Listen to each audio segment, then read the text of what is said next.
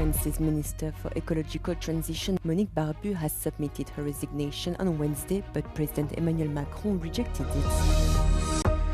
Rising energy and fertilizer prices are likely to continue contributing to global food inflation, the United Nations warned in its latest report. The EU's Food Safety Agency has reduced the safe daily intake level of TFA, the so-called forever chemical that is found widely in drinking water. A massive blaze that tore through southern France is largely contained, officials have said. France has so far seen a record area burned by wildfires by mid-July. Firefighters have been battling near daily outbreaks across the country in recent weeks. Il est pour l'instant contenu dans son enveloppe, c'est-à-dire qu'il ne progresse plus beaucoup. Néanmoins, nous avons encore de nombreux points chauds, de nombreuses flammes encore dans certains endroits. Donc nous sommes très vigilants ce matin. Wildfires are also raging in other areas across Europe, including in Spain, Italy, Portugal and Greece. In Spain, over 600 firefighters and troops and 29 aircraft tackled on Tuesday for a sixth-day a massive wildfire north of Madrid. Much like the rest of Europe, Spain has seen back-to-back heat waves, which further complicate firefighting efforts. Scientists warn that human-caused climate change is the cause of more frequent and intense heat waves, while also creating conditions for sudden and destructive storms.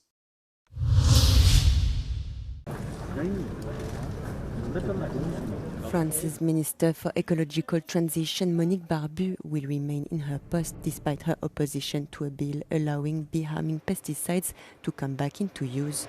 She had submitted her resignation earlier on Wednesday, but President Emmanuel Macron rejected it. The minister will stay due to the urgency to address the consequences of climate change, her office said.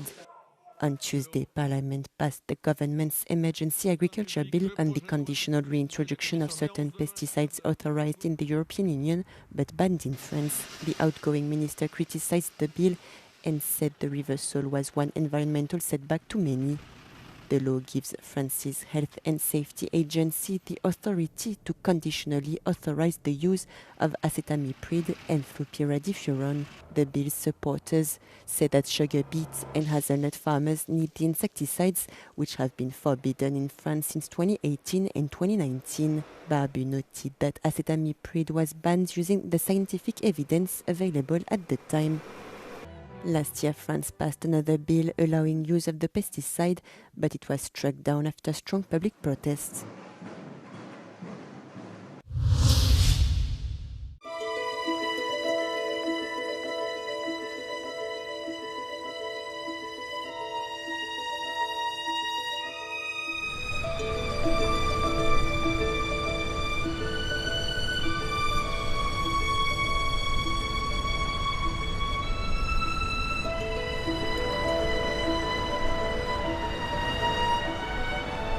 Wildfires emit black carbon, sometimes called soot.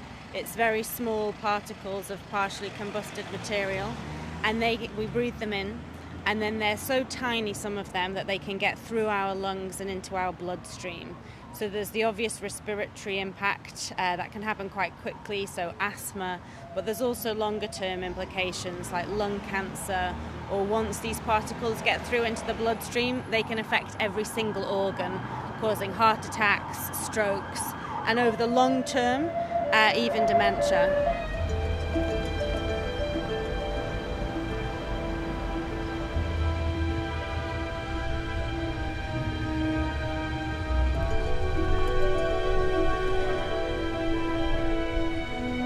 For people who live in the vicinity that won't be affected by the fire itself on the ground, but will be affected by the air pollution, what we need is for authorities to warn them that it's coming, so that if they can move, they can choose to evacuate. And if they can't do that, to make sure that they stay inside, have air purification if they can, and really try and prevent breathing this pollution in.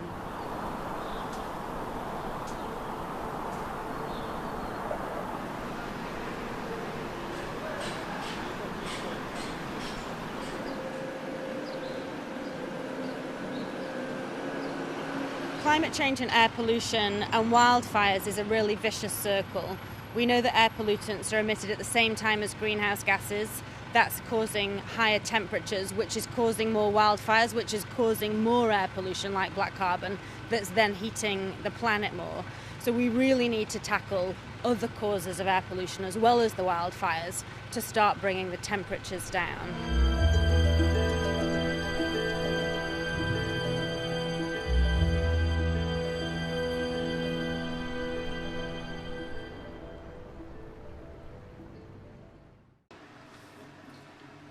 The European Union's Food Safety Agency has reduced the safe daily intake level of TFA, the so-called forever chemical that is found widely in drinking water.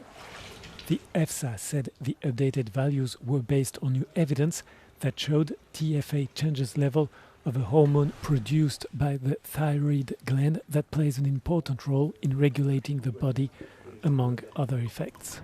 TFA are used in a variety of products, from kitchenware and medical devices to defense and clean energy equipment. But their usage may carry risks to people and the environment, including wildlife. According to the EFSA, TFA can form when PFAS substances break down, including from certain active substances in pesticides. TFA can then end up in groundwater, soil and food crops, it says.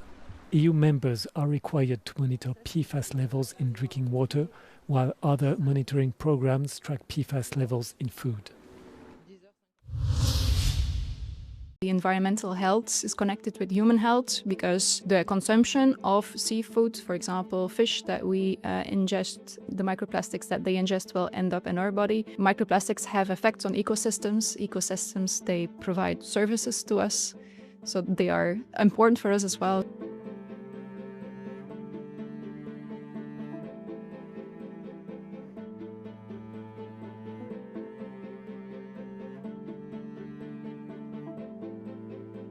First of all, we need to take samples. So there are different techniques for this. What we usually use is a manta net. So this is a net that floats at the surface of the ocean, and thousands of liters of water will go through it, and all the microplastics will be retained in the net. And so we then recover those microplastics and we bring them to our labs. So first there is a processing step that we need to do to get rid of the organic material. And then in the next step, we go towards the analysis of the sample. The technique that we use makes use of a fluorescence coloration, so a fluorescent dye. So we stain the particles and then we use machine learning to identify particles based on their coloration. And then we also do a check with the FTIR, so that's a spectroscopy-based method to validate particle identity.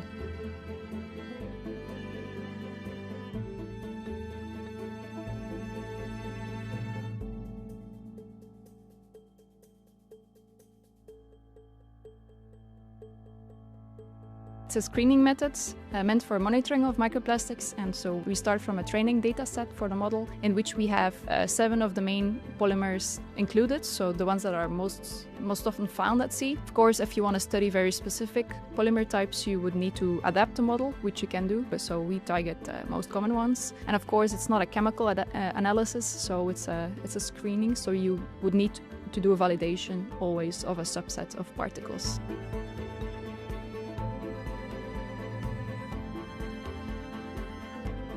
It is important to know how many plastics there are present at sea, because we want to assess the trends over longer periods. So it's very important that we have continuous data and to identify hotspots, for example, areas of concern where there might be risks, where not. And then, of course, also it's important to know the composition of your sample. For example, the size of the microplastics has an impact, has an influence on the environmental impact, also different polymer types, shapes, and so on. Rising energy and fertilizer prices are likely to continue contributing to global food inflation, the United Nations warned in its latest report, threatening progress against global hunger. According to the Food Security Report, global hunger has eased modestly, but more than 500 million people could still face chronic hunger by 2030.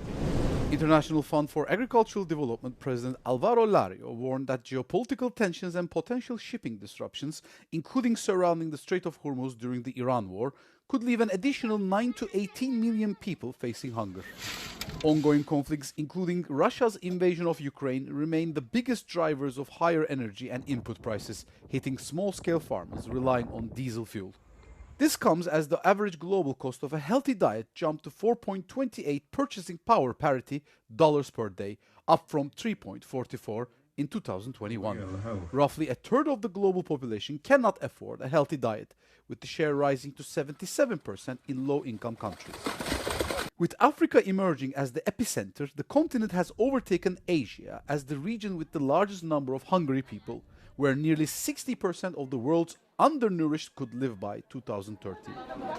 Food and Agricultural Organization Director General Kyu Dong-yu stressed that ending hunger requires political commitment and sustained investment to strengthen agri-food systems against ongoing crisis.